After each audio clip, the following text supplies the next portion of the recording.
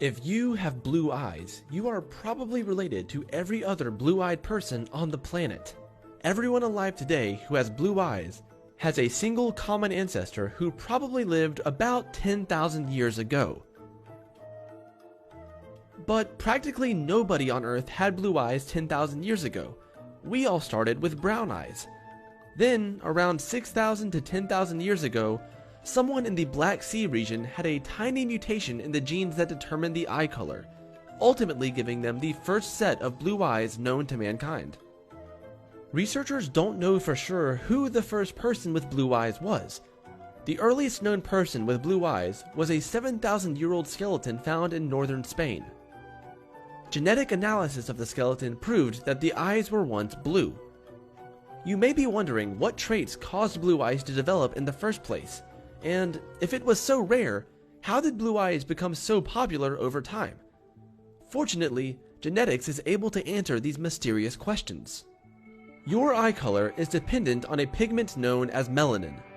The gene that regulates the melanin pigment in the colored part of your eye is OCA2. The mutation that resulted in blue eyes affected this OCA2 gene. This created a genetic switch, which turned off the ability of the OCA2 gene to produce the melanin pigment and caused the eye color to become blue.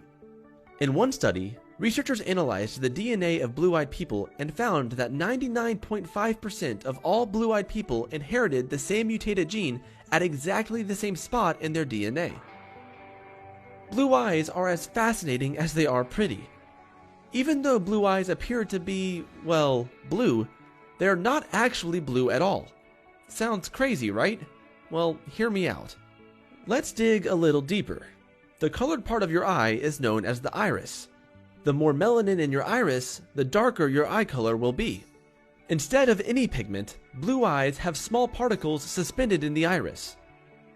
These particles give rise to the Tyndall effect. The small particles scatter the incoming blue wavelengths of light back into the atmosphere, and as a result of the Tyndall effect, it creates a blue hue. It's similar to the way light scatters across the sky, making it appear blue. Since blue eyes get their color from the light that's coming in and being reflected back out, they really can appear as different colors depending on the lighting conditions. A theory of why blue eyes originated is that blue eyes provide an advantage to those living in colder climates. Lower melanin levels allow for more vitamin D absorption from the sun.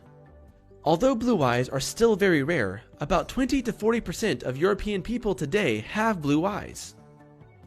One theory as to why blue eyes spread quickly is simply that blue eyes were immediately considered an attractive feature. Blue-eyed people just had an easier time finding mates, and this allowed the genetic mutation to spread. But these are just some of the theories. 10,000 years later, researchers are still wondering about why blue eyes have persisted and why they are so often favored.